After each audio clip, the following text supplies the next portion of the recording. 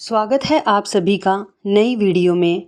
मैं अपने घर के आंगन में बैठी सब्जी काट रही थी जब मैंने देखा कि मेरी जवान जहां बेटी कमरे से बाहर निकली तो अजीब तरह से लंगड़ा लंगड़ा कर चल रही थी। मैंने कहा, ऐ लड़की, यह क्या कर रही है? किस तरह से चल रही है? तो कहने लगी, इस तरह से नहीं चलूं तो और किस तरह से चलूं? आपको क्या पता मेरी हालत क्या है? किसकी हालत क्या है? दिन भर बिस्तर तोड़ती रहती है, पढ़ाई के नाम पर पूरा दिन कमरे में बैठी रहती है। मैं इससे घर का कोई काम भी नहीं करवाती और अब इसको ऐसा क्या हो गया कि इसकी चाल ही बदल गई। उसने मेरे सवाल का जवाब नहीं दिया और वहाँ से चली गई। सिर्फ उसकी चाल ही नहीं, उसकी हरकतें भी बदली बदली सी थी। मुझे उसके चाल चलन कुछ ठीक नहीं लग रहे थे। उससे ज़्यादा उसका अंदाज अजीब सा लग रहा था। ऐसा लगता था जैसे सारे समाज की सताई हुई है। सबसे ज़्यादा परेशानी इसी को है। खैर, अभी मैं ये सब सोच ही रही थी कि मेरा पति कमरे से बाहर आया। मैंने कहा, आप रात को बेटियों के कमरे में सो गए थे? तो कहने लगा, हाँ, मैं उनको ट्यूशन पढ़ा रहा था तो वहीं पर सो गया और अजीब तरह से अंगड़ाई लेने लगा। मैंने कहा, आपको जवान बेटियों के कमरे में सोने की क्या ज़रूरत थी? मुझे तो लगा कि आप सुबह उठकर काम धंधे पर चले गए। तो कहने लगा, नहीं, अभी काम पर जाऊंगा। वह मेरा मर्द था। मैं उसकी हरकतें पहचानती थी। अजीब तरह की हरकतें कर रहा था। ऐसे लगता था जैसे उसने बहुत अच्छी रात गुजारी है। मेरी बेटियां आजकल कुछ अजीब सी रहती थी। एक दिन मेरे पास आई और कहने लगी कि अम्मा, तुझे क्या बताएं, इस घर में क्या हो रहा है? मैंने कहा, क्या मतलब? तो कहने लगी, ये जो बापू है आकर हमारे कमरे में सो जाता है। तुझे पता है कि ये हमारे साथ क्या करता है? मैंने कहा, क्या करता है? तो उसने ऐसी बात बताई कि मैं अपना सर पकड़ के रह गई। उसने कहा, बापू रोज़ रात को हमारे साथ। मेरे पति का नाम राजू था। मुझसे उम्र में कम था। सब कहते थे कि तुझे इतना जवान पति कहाँ से मिल गया?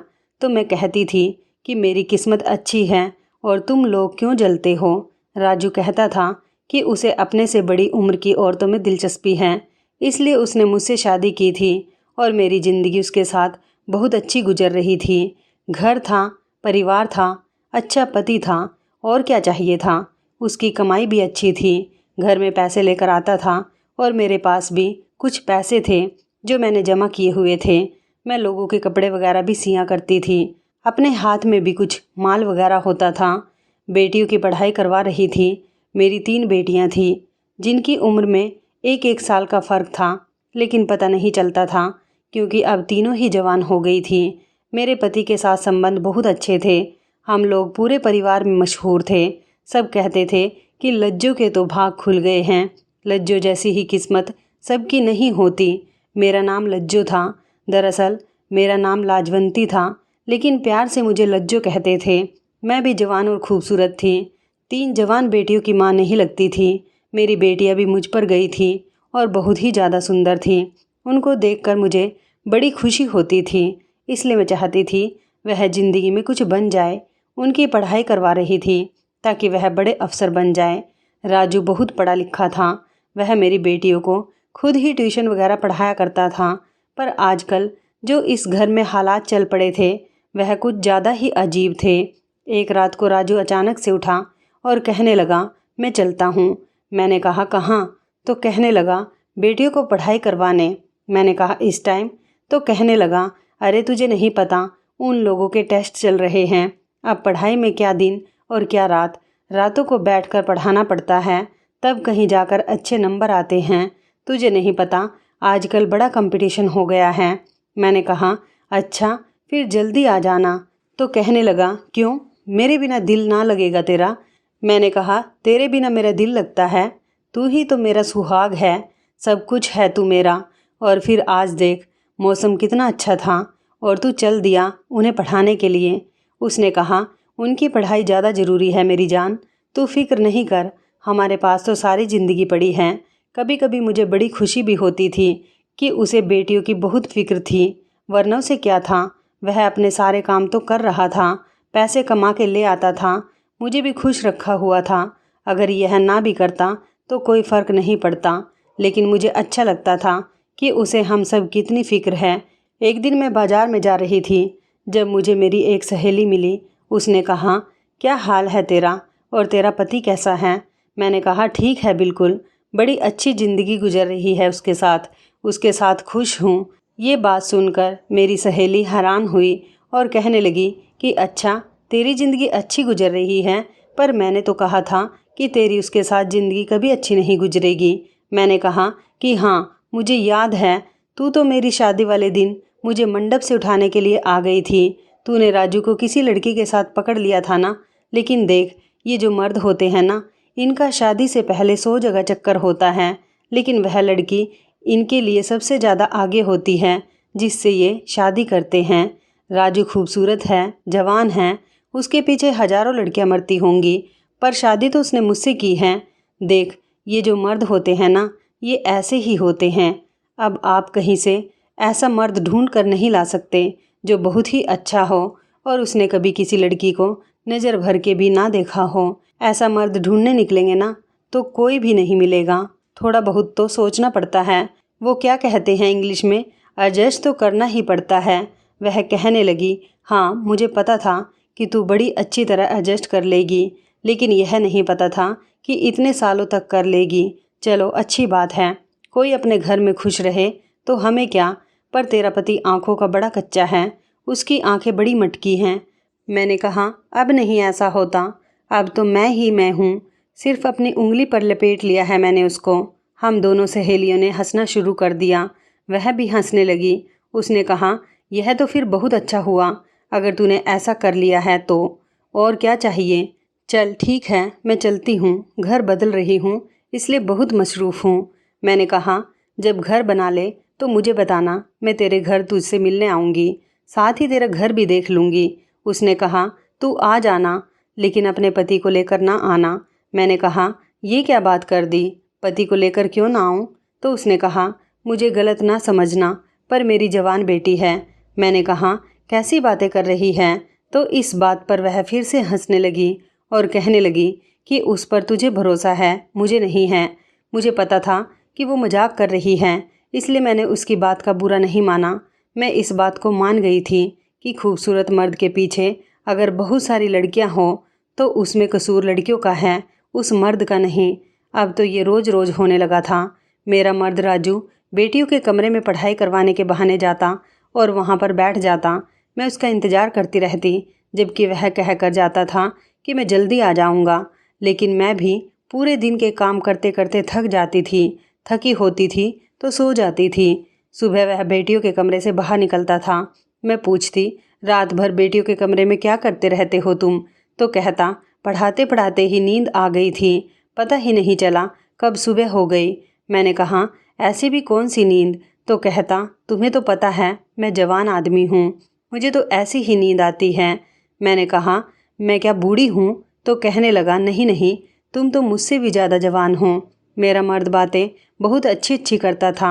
यही वजह थी कि मैं उसके सामने कुछ बोल नहीं पाती थी।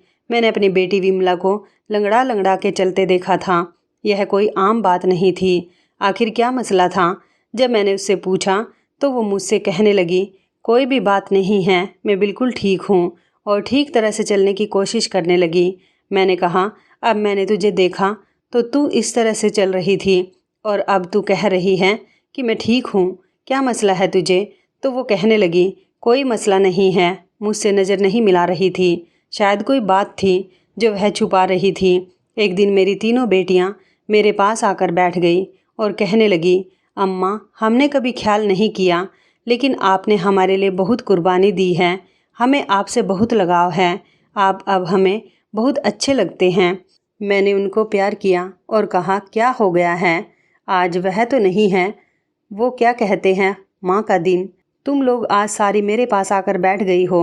तो कहने लगी कि नहीं, बस हमें एहसास हो गया है कि आप बहुत अच्छी इंसान हैं। आपने हमेशा अपने बारे में नहीं बल्कि हमारे बारे में सोचा है। मैंने कहा, कोई बड़ी बात नहीं, माँ तो ऐसी ही होती है और मुझे तो हमेशा से ही माँ बनने का शौक़ था। तुम लोगों को आज क्या हो गया? थोड़ी देर बाद मैं देख के हैरान रह गई कि वह तीनों ही रोने लगी। लेकिन जैसे ही राजू वहाँ पर आया और उसने उन तीनों को देखा तो वह फ़ौरन अपने आंसू साफ़ करने लगी।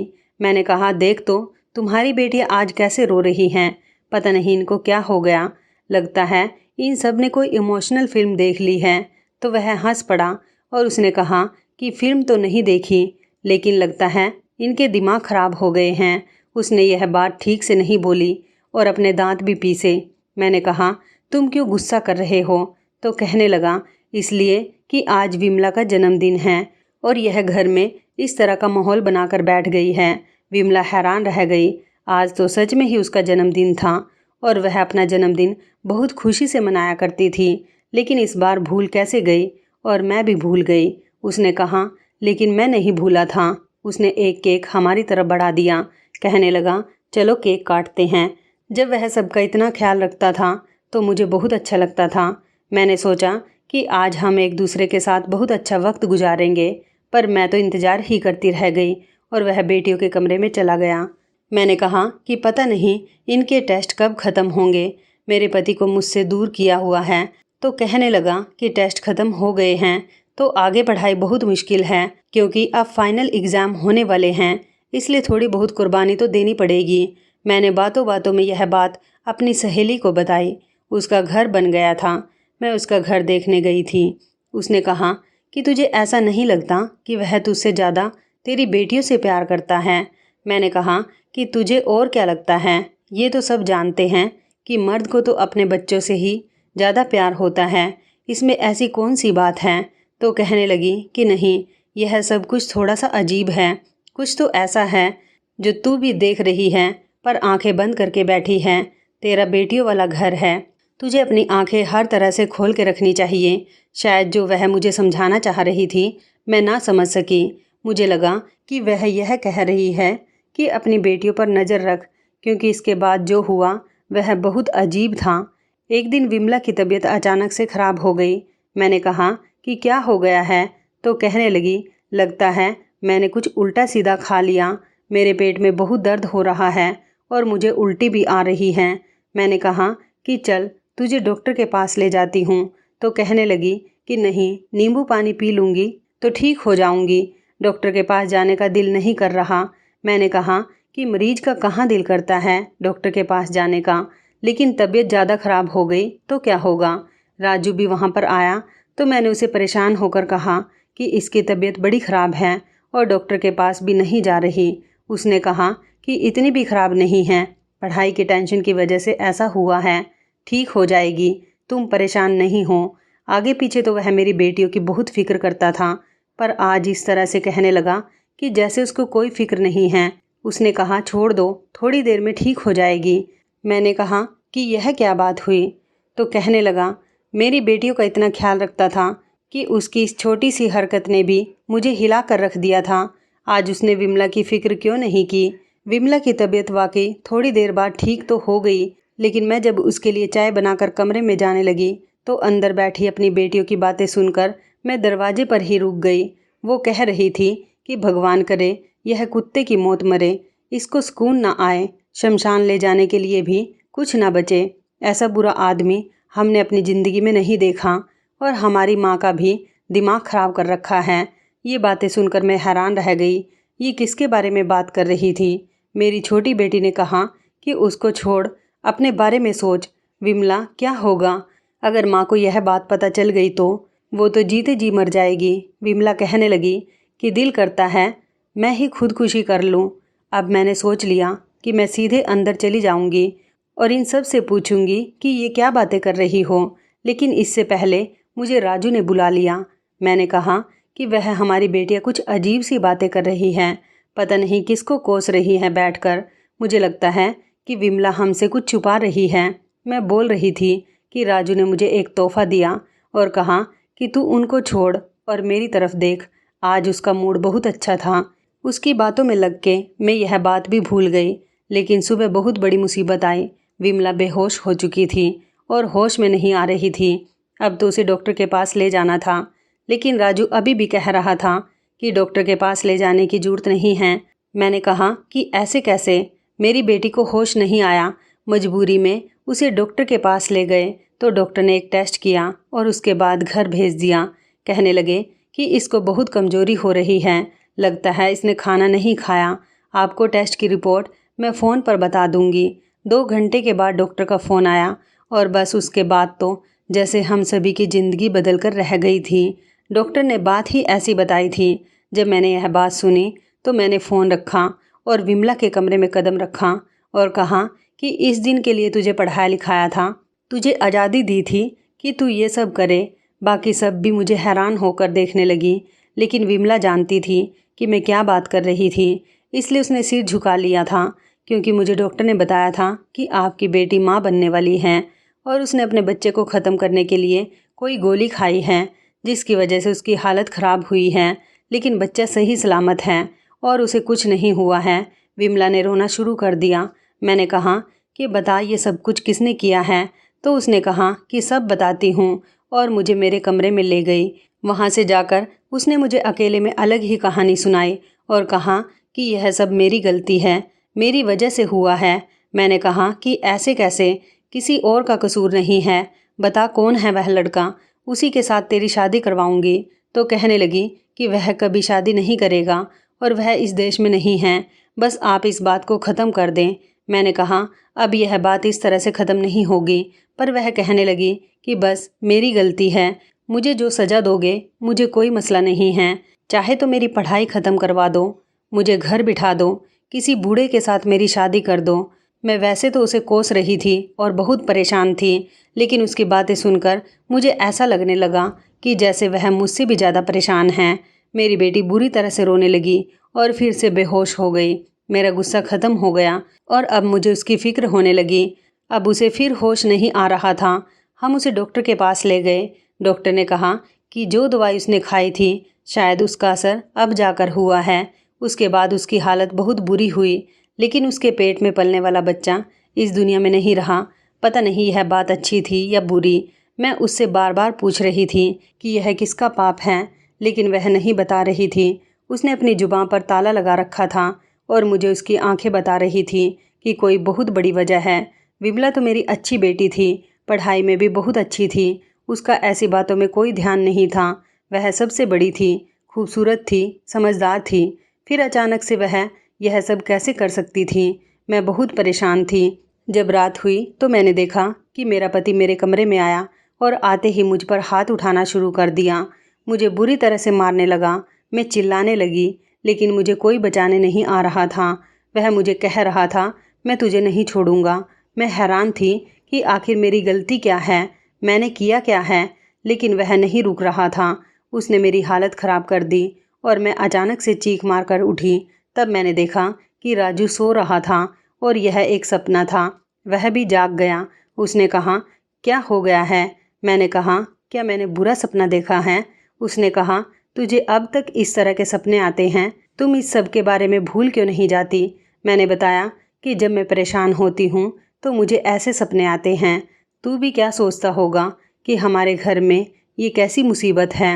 विमला ने इतना बड़ा कदम कैसे उठा लिया? उसने कहा मैं कुछ नहीं सोचता हूँ, आजकल ये सब कुछ बहुत हो रहा है, बस तू भगवान का शुक्र अदा कर कि बात यहीं पर ख़त्म हो गई। उसकी हालत भी अब पहले से ठीक है और वह मामला भी ख़त्म हो गया, नहीं तो हम किसी को मुंह दिखाने के काबिल नहीं रहते। मैंने कहा कि अब कौन सा मुंह दिखाने के काबिल रहे हैं, पता चल जाता कि आखिर ये सब कुछ किया किसने है। उसने कहा क्या पता चल जाता तो क्या हो जाता, कोई भी अपनी गलती की जिम्मेदारी लेने को तैयार नहीं होता, लेकिन तू शुक्र कर कि जो होना था हो गया। अपनी बाकी की बेटियों को संभाल कर रखना होगा। मैंने कहा कि अब उसको पढ़ाएंगे नहीं, बस इस बार परीक्षा में बैठाकर उसके बाद सब खत्म। तो उसने कहा नहीं नहीं, इसमें उसकी कोई गलती नहीं है। मैंने कहा तुम्हें उसकी इतनी फिक्र क्यों है? तो वह कहने लगा कि फिक्र नहीं करूं तो क्या करूं। मैं अपनी खुशी सहेली के घर गई और परेशानी में उसको सब कुछ बता दिया। वह थोड़ी सी उल्टी सीधी बातें जरूर करती थी, लेकिन थी तो मेरी अच्छी सहेली, बहनों जैसी थी। उसने कहा मैं तुझे पहले ही कह रही हूँ कि मसला बाहर नहीं तेरे घर के अंदर ही है। मैंने कहा तू क्या कहना चाहती है, मुझे खुलकर बता दे। उसने कहा मैंने खुलकर कुछ नहीं बताना, लेकिन तुझे खुद ये सब कुछ समझना होगा। देख तेरे घर में कौन है, तेरी बेटियां कहाँ जाती हैं, उनके कमरे में कौन आता जाता है, कौन है ऐसा जो उसके साथ ये सब कुछ कर सकता है। तुझे बहुत बारीकी से हर बात के बारे में सोचना पड़ेगा, तब जाकर तू यह पता कर पाएगी कि यह सब कुछ किसने किया है। नहीं तो इसी तरह सोच सोच कर ही पागल हो जाएगी, लेकिन मिलेगा कुछ नहीं। वह ठीक कह रही थी। कोई तो ऐसी बात थी जिसको मैं देख रही थी। मैं आजकल बहुत परेशान थी। जब मैंने एक दिन राजू को किसी से फ़ोन पर बात करते हुए सुना, वह कह रहा था, मैं तो स्वर्ग में रहता हूँ, मेरे साथ बहुत अच्छा हो रहा है, मेरे आसपास तो परियां ही परियां हैं। इस बात पर वह हंसने लगा। एक तरफ हमारे घर में इतना बड़ा तूफान आया था कि अभी तक कोई भी नॉर्मल नहीं हो पाया, तो दूसरी तरफ ये इतना खुश होकर कैसे बातें कर रहा था। कहने लगा, औरत बड़ी झल्ली होती है और मेरे वाली से बड़ी पागल तो कोई है ही नहीं। मैं अचानक से कमरे के अंदर चली गई तो उसने फ़ोन बंद कर दिया। मैंने कहा, किससे बात कर रहे थे तुम? तो कहने लगा, वह मेरी मौसी है ना, गोरखपुर वाली, उससे बात कर रहा था। मैंने कहा, आज उसको तेरी याद कैसे आ गई? तो कहने लगा, बस आ गई होगी। आज साफ पता चल रहा था कि वह झूठ बोल रहा था और कोई बहुत बड़ा झूठ बोल रहा था।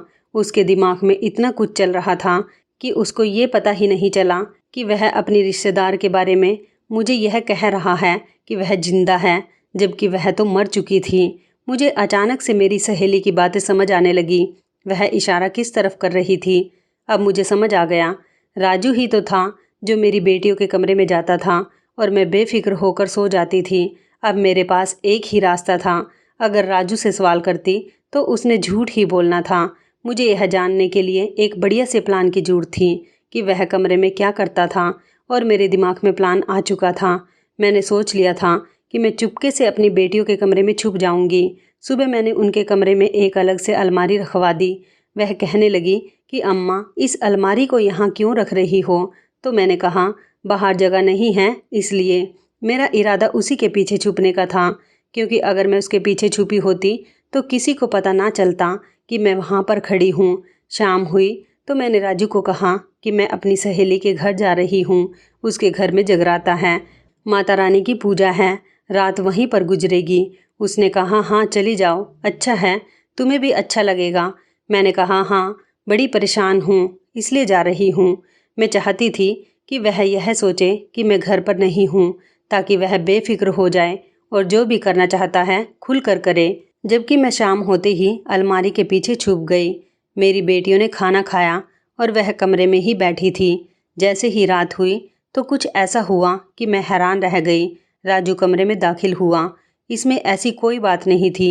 वह इस समय उन्हें पढ़ाया करता था, पर उसने आते ही कहा, बस करो ये पढ़ाई और काम पर लगो। मैंने सोचा कि ये क्या कह रहा है कि पढ़ाई बस करो, ये तो इनको आता ही पढ़ाने के लिए था। उसके बाद उसने मेरी छोटी बेटी को कहा, आज तेरी बारी है। फिर वहाँ वो सब होने लगा जो देखकर मुझे ऐसा लगा कि मेरे घर को नर्क बना दिया है और मेरी बेटियाँ इसके हाथों में इस्तेमाल हो रही थी।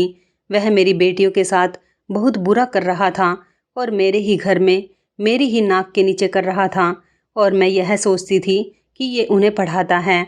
मैंने अपने फ़ोन से उसकी वीडियो बना ली क्योंकि यह ज़रूरी था। थोड़ी देर बाद वह वहाँ से चला गया और मेरी बेटियाँ बैठकर रोने लगी। इसका मतलब वो बच्चा जो विमला की कोख में था वो भी मेरे पति का था। आज मुझे वो दिन याद आ गया जब मैंने राजू से शादी करने का निर्णय लिया था और सबने मुझे रोका था, मना किया था कि ऐसा ना कर। मेरा पहला पति इस दुनिया से चला गया था। वह बहुत निर्दयी इंसान था। रोज़ मुझ पर हाथ उठाता था, बिना वजह ही मुझे मारने लगता था। कहता था, तू लड़कियां पैदा करती जा रही है और मुझे बेटा चाहिए। उसने मुझे एक दिन भी खुश नहीं रखा और मेरा जीवन बर्बाद कर दिया। ये तीनों बेटियां उसकी ही थीं। उसके देहांत के बाद मेरी ज़िंदगी में राजू आया, जवान और कम उम्र का लड़का जिसे मुझसे पागलों जैसी मोहब्बत थी। पर आज समझ आया कि उसको मुझसे कोई मोहब्बत नहीं थी। वह तो किसी और काम से आया था। उसे तो एक तीर से 4 शिकार करने थे, एक मैं और मेरी 3 जवान बेटियां। मैं फूट फूट कर रोने लगी। मुझे सब लोगों ने रोका था। सब ने कहा था, लज्जो तू पागल हो गई है, स्वार्थी बन गई है, सिर्फ अपने बारे में सोच रही है, अपनी बेटियों के बारे में नहीं सोच रही। मैंने कहा, लेकिन क्यों ना सोचूं अपने बारे में। मेरे पहले पति ने मुझे बहुत तंग किया, मुझे इंसान नहीं समझा। क्या मेरे सीने में दिल नहीं है? अगर मैं उससे शादी करना चाहती हूँ तो तुम सबको क्या है? और शादी के बाद राजू ने हमेशा मेरी बेटियों को अपनी बेटियाँ समझा था। लेकिन यह सब कुछ एक नाटक था। वैसे तो उनका बहुत ख्याल रखता था, मैं तो भूल ही गई थी ये उनका बाप नहीं है।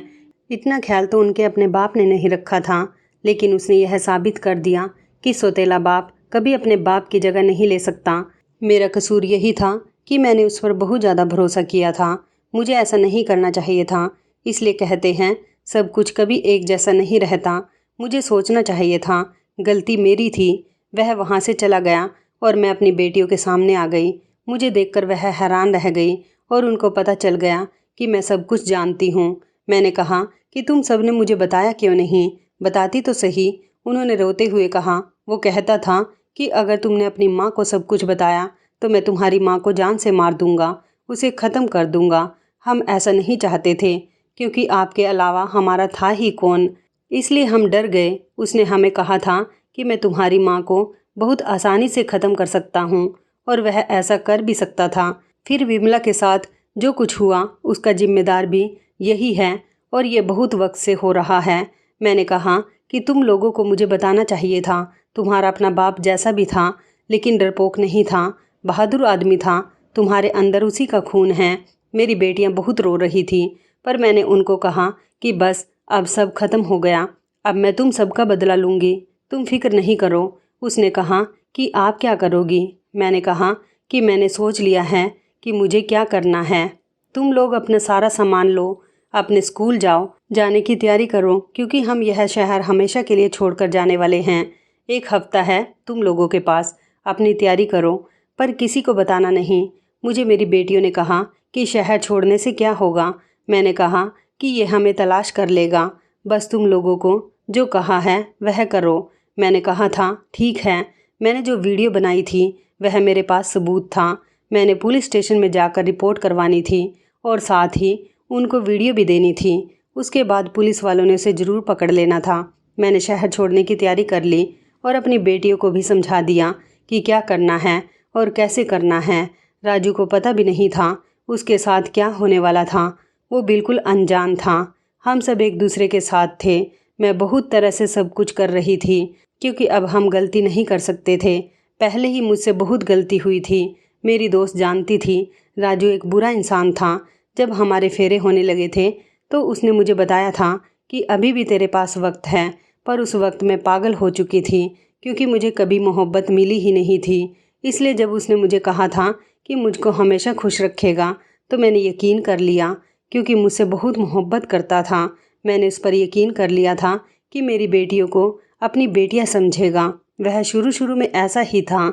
अभी हमारी शादी को 7 साल हुए थे। मुझ पर समाज ने उंगली उठाई थी, कहा था कि इसको अपनी बेटियों का ख्याल नहीं है, बुढ़ापे में शादी कर रही है, बूढ़ी हो गई है लेकिन शादी कर रही है। मैंने किसी की बात नहीं सुनी थी और मैं अपने आप को सही समझती थी, लेकिन मुझे लोगों की बातें सुननी चाहिए थी। हम समाज में रहते हैं तो हमको इसकी बातें भी सुननी पड़ती हैं। मैंने जाने का इंतज़ाम कर लिया और पुलिस वालों को सारे सबूत दे दिए। जैसे ही हम अपने मोहल्ले की गली से निकल रहे थे, पुलिस की गाड़ी हमारे घर की तरफ जा रही थी और राजू घर में अकेला था। पुलिस से बच भी जाता तो उसके लिए यही सज़ा काफ़ी थी कि मैंने उसको हमेशा के लिए छोड़ दिया था। मुझे पहले ही रात को नींद नहीं आती थी, अब तो बिल्कुल भी नहीं आती। ऐसा लगता है कि मेरी बेटियों के साथ जो कुछ हुआ है वह राजू ने नहीं, मैंने किया है। हम दूसरे शहर में आ गए हैं।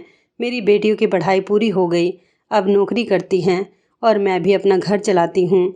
लेकिन फिर भी मुझे ऐसा लगता है कि ये सब कुछ मेरी बेवकूफ़ी की वजह से हुआ है। अपने आप को बहुत बुरा भला कहती हूँ। रात को नींद नहीं आती है, बस ज़िंदगी इसी तरह गुजर रही है। दिल करता है कि जान दे दूँगी अपनी बेटियों के लिए, जिन्हें मुझसे बहुत मोहब्बत है। तो इस कहानी के बारे में आपकी क्या राय है, कमेंट करके ज़रूर बताइएगा। दोस्तों, आपको हमारी ये कहानी कैसी लगी, आप हमें कमेंट बॉक्स में ज़रूर बताएं। यदि आपके पास भी ऐसी कोई प्यारी सी कहानी है या फिर ऐसी कोई कहानी जिससे कुछ शिक्षा मिले, तो आप हमारे साथ उसको ज़रूर शेयर करें। दोस्तों, यदि आपको हमारी ये वीडियो अच्छी लगे तो आप हमारी इस वीडियो को लाइक शेयर ज़रूर करें, और ऐसी ही दिल को छू लेने वाली प्रेरणादायक कहानियाँ सुनने के लिए हमारे चैनल को भी सब्सक्राइब करें। यदि आप हमें फेसबुक पर देख रहे हैं तो आप हमारे फेसबुक पेज को लाइक और फॉलो ज़रूर करें। तो दोस्तों, फिर मिलते हैं ऐसी ही ज़बरदस्त कहानी या टिप्स के साथ। नई वीडियो में। तब तक के लिए धन्यवाद। आप सभी अपना ख्याल रखना। आपका दिन शुभ व मंगलमय हो।